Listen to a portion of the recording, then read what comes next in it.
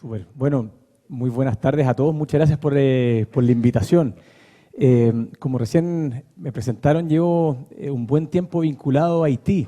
En realidad son más de 10 años desde que armamos la Fundación América Solidaria el año 2002-2003, que me tocó de manera muy frecuente.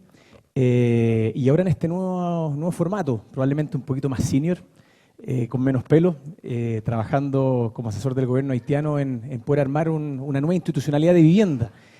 Y cuando me invitan a esta charla, junto con agradecer, me puse a pensar qué difícil hablar de resiliencia o de la vivencia de la resiliencia en un país que es evidentemente muy resiliente, ¿cierto? Que ha tenido muchas dificultades, que se ha ido levantando de manera permanente, cuando en el lenguaje local no existe la palabra resiliencia. Yo en realidad después de muchos años no me acordaba nunca haber escuchado la palabra resiliencia. Un pequeño paréntesis, el creol, que el idioma local lo habla el 100% de la población, el francés lo habla un porcentaje mucho más chiquitito, quienes tienen acceso a educación más formal, quienes van a las universidades, colegios, institutos. Entonces el 100% de la población maneja el creol haitiano. Y yo no me acordaba de la palabra resiliencia, nunca la he escuchado en el creol haitiano. Entonces dije, para que no suene que el aprendizaje es uno solo callejero, me remití al Vilsen, que es el diccionario más formal. Es un lenguaje también, para ponerlo en contexto, que recién en la década del 60 se formaliza, como que se declara una lengua más bien oficial, y hace recién 2 décadas y media que se declara un lenguaje oficial en el país. Es decir, es un lenguaje que viene en una evolución evidente, ¿cierto? Y si uno se pone a mirar ahí, ¿cierto? Resiliencia, res, lo más parecido es el reciclaje, ¿cierto? Que claramente es un concepto súper distinto a la resiliencia. Y a pesar de que es un lugar que es muy resiliente, lo que creo que nos pasa mucho con los lenguajes es que intentamos permanentemente, a medida que vamos evolucionando, de ponerle palabras a los conceptos, ¿cierto? O palabras a lo físico, ¿cierto? A los animales, a la estructura. Y de alguna manera los amigos haitianos, algo pasó aquí, pero no me acuerdo bien del lenguaje, de alguna manera se tiene que asociar la resiliencia. Y una de las cosas interesantes del creol es que, si bien es un lenguaje, como les comentaba, es muy relativamente reciente y es bastante escaso el lenguaje, una gramática no tan evolucionada, pero sí trabaja mucho con los proverbios. Y eso es muy bonito. El haitiano históricamente lo que ha hecho es ir observando, yo estoy seguro que con mucha más atención que todos nosotros, la naturaleza, en los comportamientos de los otros, los animales, el clima, los cerros. Y en torno a eso empieza a generar una serie de figuras. Y la que encontré más cercana, lamentablemente algo pasó con la presentación que quedó corto, que dice Van Ragou fait la prière coûte, que es bien interesante. En el fondo es cuando tu estómago tiene hambre, la oración se hace mucho más corta. Es lo más cercano que yo encontré, ¿no? Como diciendo, aquí no podemos probablemente, ¿cierto?, estar sobre la leche, llorar sobre una leche derramada. Hay que salir adelante de manera permanente. Y hay muchas otras proverbios que son muy fascinantes, no los quería latear con una serie de proverbios, pero sí interesante como el concepto, si bien no está la palabra exacta, resiliencia, sí se vive de muchas maneras. Y esta presentación en realidad intenté de asociarla de 2 maneras. Uno, las cosas que yo he ido observando en Haití, el por qué creo que evidentemente es una sociedad que es muy resiliente, que logra levantarse a pesar de las dificultades. Y la última parte, cómo eso ha ido influenciando en uno al trabajar y estar inmerso en un escenario muy complejo y de manera permanente. Así que la primera parte está mucho más asociada a lo que he ido observando. Y una de las primeras cosas que se me vino a la cabeza al preparar la presentación, como también se mencionó, en el año 2010 un terremoto muy, muy complejo. Fue solo 6 semanas antes que el terremoto en Chile, fue un 12 de enero del año 2010. 27 de febrero nos pega muy fuerte aquí en el sur del mundo. Dado que manejamos acá el lenguaje chileno, una serie de variables, yo creo que es importante ponerlo en el contexto incluso físico. Es un terremoto de 7,1 grados, que uno dice, no sé si les llegaron estos memes de cómo reaccionamos los chilenos, ¿se acuerdan? Que el grado 4 uno no hace nada, el 5 se para, el 6 dice hay temblor, en el 7 está fuerte, en el 8 uno dice otras cosas, que no las voy a mencionar acá.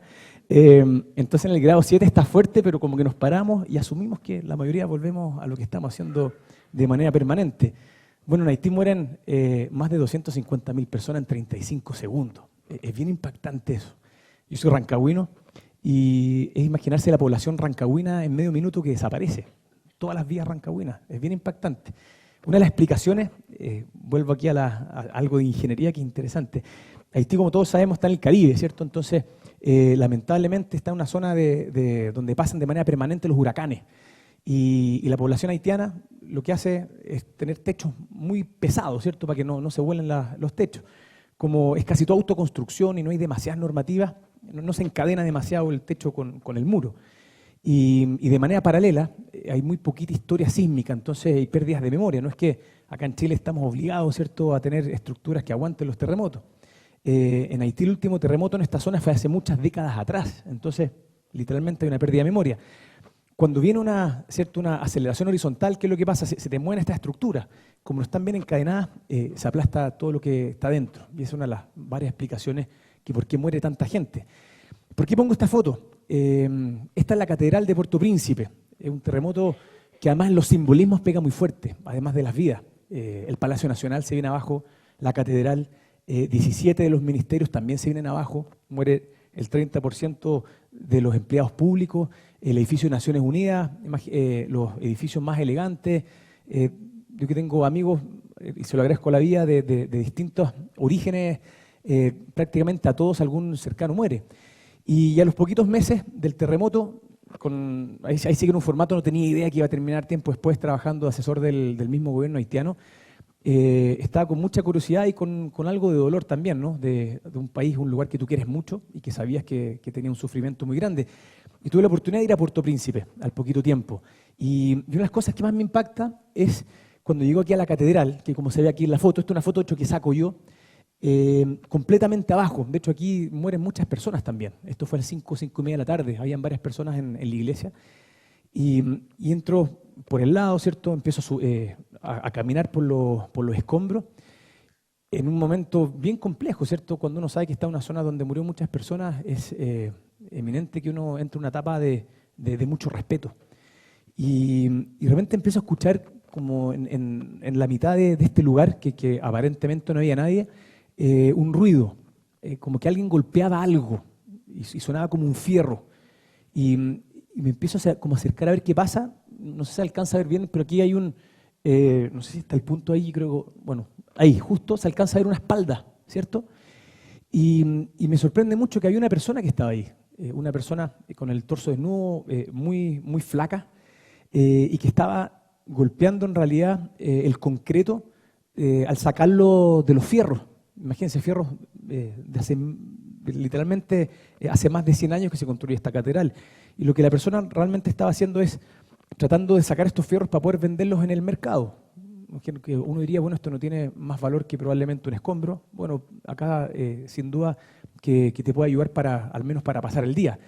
Y yo de una manera media nerviosa hago una pregunta muy poco inteligente. En realidad le digo, hola, ¿cómo está usted? Yo creo que la respuesta era súper evidente, ¿no? Como una cuasi guerra de nerviosismo, no se me ocurre preguntar nada más inteligente. Y la persona se da vuelta, me mira, levanta sus brazos y me dice, yo estoy muy bien, gracias al buen Dios, como el gran Dios, porque Él me va a sacar adelante, y va a sacar a mí y a mi familia adelante. Y es inevitable no reflexionar sobre eso. Desde una figura, si quieres, muy gráfica, yo pensaba, pero si tú estás muerto. Esto es una figura probablemente casi una escena de película de la conexión entre el más acá con el más allá, ¿no? Y una persona que con todo ese énfasis, por eso que pongo ahí arriba, cuando hay una esperanza en algo mayor, claramente logra salir adelante, creo que de una manera mucho más fácil, de una manera al menos donde tú intentas sacar mucha más energía, donde probablemente estás en un escenario que es imposible que otros salgan adelante.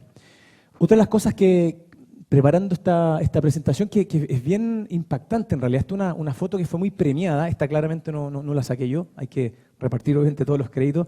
Probablemente muchos han escuchado el World Press Photo, el concurso, ¿cierto?, de periodismo, y hace varios años sacó uno de los premios más importantes, y a mí de verdad que lo que más te fascina de la foto, con todo el cariño y admiración que uno va adquiriendo hacia el pueblo haitiano, es justamente en un contexto tan difícil. Esto se llama la Cité Soleil. La Cité Soleil es probablemente uno de los barrios más emblemáticos dentro de uno de los lugares más pobres del mundo. Entonces, cuando a todos que a veces nos gustan las estadísticas, ¿cierto? Haití es uno de los países más pobres del mundo, dentro de eso hay segmentos que son más pobres, dentro de eso hay barrios que son los más vulnerables de los más vulnerables. Esto es Cité Soleil, donde desde la lógica humana probablemente acá donde se convive con la miseria de manera más cotidiana, donde tú tangibilizas una miseria. Y mira a la niñita con su vestido impecable, impecable, a pie pelado, sobre un basural, quizás que hay en esa agua. Y eso también tiene Haití y que uno lo admira mucho. Y ellos lo definen, ahí sí que ponen un lenguaje que uno lo respeta mucho, que es la dignidad, la dignité, ¿cierto? Como yo de alguna manera me quiero también, ¿cierto? No me echo a morir, valoro también todo lo que tengo. Y uno lo puedes ver también en el domingo a domingo, incluso en la semana, a pesar de los altos niveles de pobreza, uno ve muy poquitas personas como andrajosas. Generalmente tú no sabes cómo en la mitad de esas casitas están los vestidos, está el terno y las personas siempre muy dignas. Y eso obviamente a uno lo fascina. Y sin duda creo que uno de los otros valores para poder salir adelante. Otro tema que para mí ha sido fascinante, también actualmente trabajo en una fundación que se llama Fútbol Más, a lo mejor muchos se acuerdan de la tarjeta verde en el Estadio Nacional probablemente, y llevamos varios años trabajando en Haití, con muchos amigos que se van a vivir allá, se instalan allá, y estamos trabajando en un lugar que también es bastante complejo cuando uno lo analiza por primera vez, que se llama Canaán. Es una de las tomas de terreno probablemente más grandes latinoamericanas, 7 kilómetros de invasiones de terreno, que nace justamente post el terremoto del año 2010. Y en este entorno trabajamos en una escuela, esa es una de las clases de este proyecto, y una de las cosas que es muy bonita y que es inevitable también no poder sacar muchos aprendizajes, que dentro de los niños de la escuela hay una niñita que se llama Miquel-Lange, que actualmente ya tiene 9 años, y por el terremoto ya perdió gran parte de su pierna. Y imagínense, no se alcanza a ver muy bien, pero las condiciones incluso donde se hace el taller es muy precario. O sea, me imagino que hay muchos que les gusta el fútbol. Acá no hay ninguna losa, ¿cierto? Son incluso piedras, ponemos algunos arcos, intentamos armarlo en la mitad de la escuela. Y imagínense una niñita que está con su prótesis y que participa de esto. Y lo que es muy interesante es que el resto de los niños la hacen ver como alguien completo, es uno más del equipo, donde desde lo personal, donde es lo más cercano que me ha tocado ver, donde no es una discapacidad en realidad, sino que es una capacidad distinta, donde entrega otras cosas que aporta a los otros niños.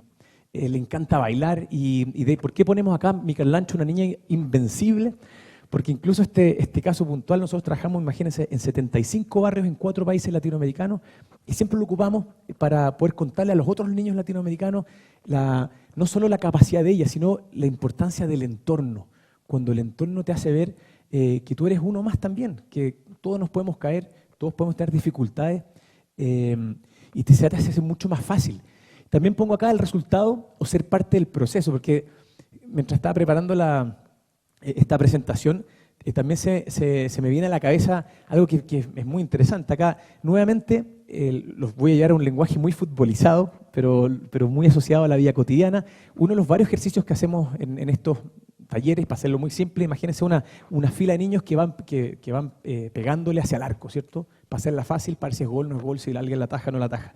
Cuando uno lo observa, por ejemplo, en los barrios en Chile, y esto es bien transversal socioeconómicamente, la importancia es justamente esa, el resultado. ¿Fue gol? ¿No fue gol? ¿Eres bueno para el fútbol? ¿No eres bueno? ¿El arquero fue ágil? ¿No fue ágil? En la escuela en Haití es precioso porque lo importante es justo lo que es antes. Por ejemplo, si le toca a cualquiera de nosotros, imagínense un amigo que se llame Jaime, todos los niños empiezan a hablar, Jaime, Jaime, como alentándolo, Jaime es parte de tu equipo. Y el momento que Jaime le va a pegar a la pelota, como que no importa. ¿Fue gol? ¿No fue gol? Pegó en el palo como que next. Y en el momento que le pega y ya viene el otro amigo, que puede ser Luis, todos empiezan, Luis, bueno, baila mucho mejor que nosotros, como se van a imaginar. Aquí yo parezco un poste de luz al lado de cualquier amigo haitiano. Y eso también es muy lindo, que tú dices, acá uno es un parte de un todo. Y no solo el resultado es lo que importa. Se discute mucho acerca de los procesos también. Y otra de las anécdotas que se me viene muy cercano a esto, que fue hace muy poquito, que siempre se citan una vez al mes a los niños a representar a su barrio, a representar a su escuela. Nuevamente, desde cualquier edad, es un gran orgullo, ¿no? ¿Cierto? Que te seleccionan. Acá tenemos una serie de matrices, como se pueden imaginar, no es el mejor jugador, sino el que participa más, el que tiene más tarjetas verdes, el que es más empático, el que apoya más a sus compañeros. Ellos van clasificando. Y fue muy interesante porque en la última citación, de hecho había otras de estas niñitas, donde se hace toda una ceremonia de los profesores y el que queda seleccionado, insisto, es como un gran prestigio. Entonces se selecciona a una de las niñas justamente por su gran comportamiento.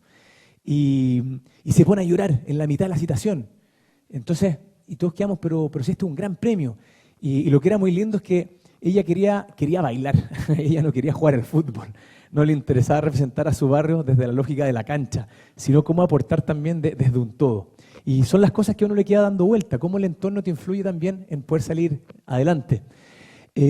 Otra de las cosas también como ejemplo, al preparar esta presentación, tiene que ver con las lógicas del tiempo. Me puse a buscar alguna lámina, ¿cierto? Yo en realidad lo que quería era justamente algo parecido, ¿cierto? Dije, ya van a ver por qué busqué este tipo de lámina. Yo decía, ¿cómo buscar algún reloj donde ojalá haya algún ejecutivo al lado, ¿cierto? Esa es como la clásica sensación de estrés, me imagino, ¿no? Como alguien medio apurado, probablemente terno y corbata, con un reloj al lado. Y puse primero reloj, a ver si encontré algo parecido. Mira, salían muchos relojes de distintas formas, tamaños, pero ninguno asociado a una persona.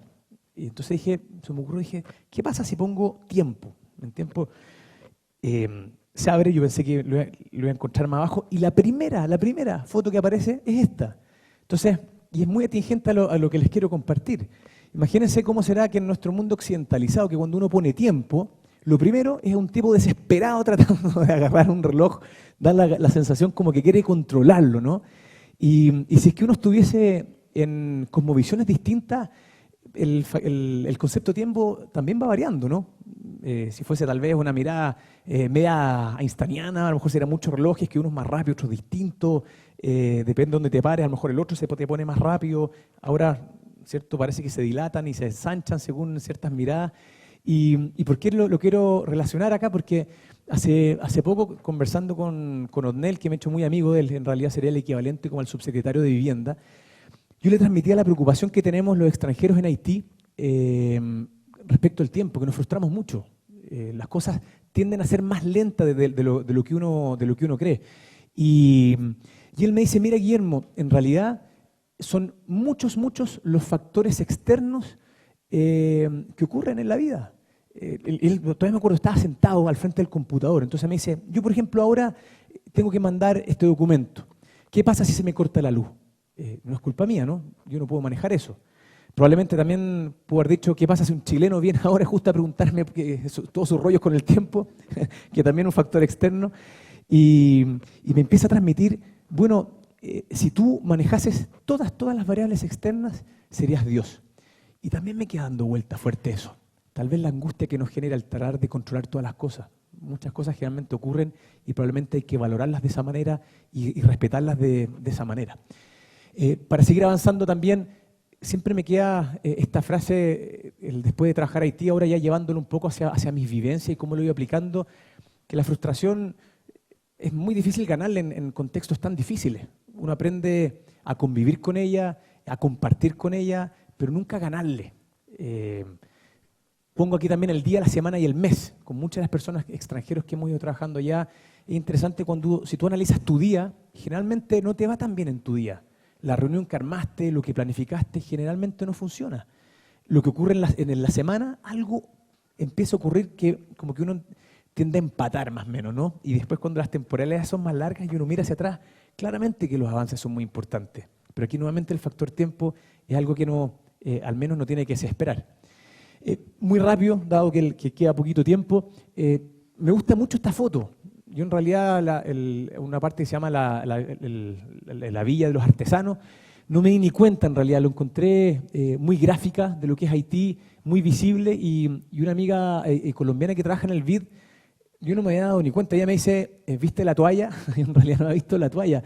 Y creo que esta foto también representa mucho lo que es Haití. Imagínense algo que es muy bonito, que es muy estético, y aparece generalmente algo como irregular, como algo distinto, pero al final es parte del todo. Cuando uno maneja en Puerto Príncipe, que hay muy poquitos semáforos en todo el país, uno tiene que tener una capacidad infinita, saber justo cuándo meter el auto para que no te choquen. Si es muy a la defensiva, generas un taco infinito. Si es muy a la ofensiva, seguro chocas a alguien. Pero eso tiene un orden y tiene una lógica. Y cuando uno logra entender claramente, esto irregular pasa a ser parte de un todo. Ya para ir cerrando, me gusta también esta foto cuando los maestros te enseñan. Una de las cosas que uno, o lo personal, que más he ido agradeciendo en estas cooperaciones sur-sur, ¿cierto? Si bien como chilenos o como sudamericanos podemos ir a otros lugares a compartir vivencias, ciertas cosas técnicas, y lo que se aprende de vuelta es muy, muy valorable. Y ahí es donde las relaciones empiezan a ser muy horizontales. Y creo que se arma una institucionalidad de vivienda con un esfuerzo haitiano muy grande, pero uno también vuelve con un aprendizaje muy grande. Y por eso también agradece mucho esta invitación, el poder compartir los aprendizajes en latitudes tan distintas. Y para cerrar, si bien hemos hablado de Haití de manera permanente, como que uno también siempre se pregunta de manera muy frecuente, bueno, ¿de dónde uno también va sacando todas estas energías, todas estas ganas de seguir adelante, de estar en lugares complicados, en proyectos difíciles y siempre de alguna manera buscar el lado positivo?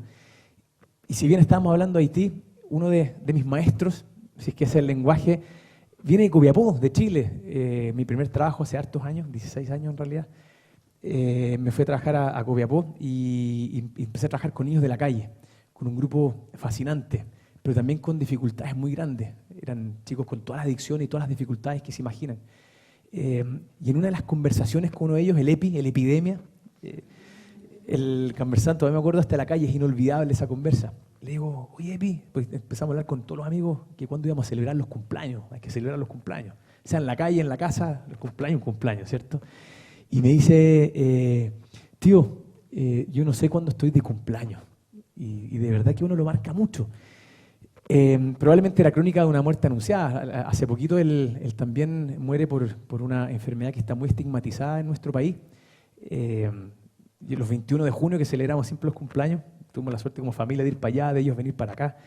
Ya no hay más 21 de junio, pero sí a uno le queda todas estas ganas de que la nueva generación ojalá tenga muchas más oportunidades. Así que muchas gracias por esta invitación y nos seguimos adelante.